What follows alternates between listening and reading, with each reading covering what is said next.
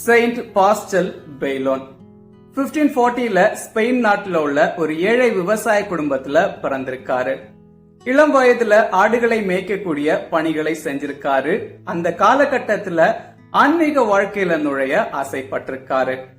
ஆடுகளை பராமரிக்கும் ஆயனாக கூலி வேலை செய்து வந்த பாஸ்டல் ஒரு தடவை கூட பள்ளிக்கூடத்துக்கு போனதில்லை.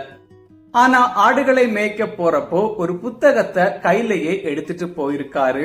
போற வழியில சந்திக்கக்கூடிய வழிப்போக்கர்கள் கிட்ட தனக்கு எழுதவும் படிக்கவும் கற்றுக் கொடுக்கும்படி கெஞ்சியிருக்காரு.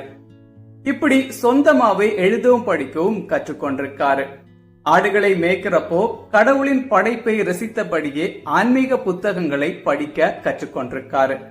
1564ல சீரமைக்கப்பட்ட பிரான்சிஸ்கன் துறவர சபையில பொதுநிலை சகோதரரா இணைஞ்சிருக்காரு. அங்க வச்சுதான் முதல் முறையா துறவிகளுடைய வாழ்க்கையை கற்றுக்கொண்டு ஒரு துறவியாக வாழ ஆரம்பிச்சிருக்காரு. ரொம்பவும் எளிமையோடையும் தாழ்ச்சியோடையும் வாழ்ந்திருக்காரு பாஸ்டல். எல்லா மக்கள் கிட்டையும் அன்போடையும் பாசத்தோடையும் பழகியிருக்காரு. திவ்ய நற்கருணை பீடத்தின் முன்னாடி மணிக்கணக்கா பல நாட்கள் இரவு முழுக்க அமர்ந்து ஜெபிக்க கூடியவரா இருந்திருக்காரு. இதன் மூலமா எண்ணற்ற மகிழ்ச்சியும் மன அமைதியும் கிடைக்கிறதாவும் சொல்லியிருக்காரு. தாம் வாழ்ந்து வந்த துறவு இல்லத்தோட நற்கருணை பேழைக்கும் இவருக்கும் இடையில காந்தம் போன்ற ஒரு உறவு இருந்ததா சொல்லப்படுது. இதனாலேயே பாஸ்டல் திவ்ய நற்கருணையோட தேவதூதர்னு அழைக்கப்படுறாரு.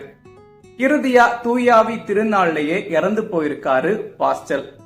ஸ்பெயின்ல உள்ள இவருடைய கல்லறையில இப்பவும் எண்ணற்ற அற்புதங்கள் நடக்கிறதா சொல்லப்படுது. May 17, Saint Pascal Beylon Feast Day.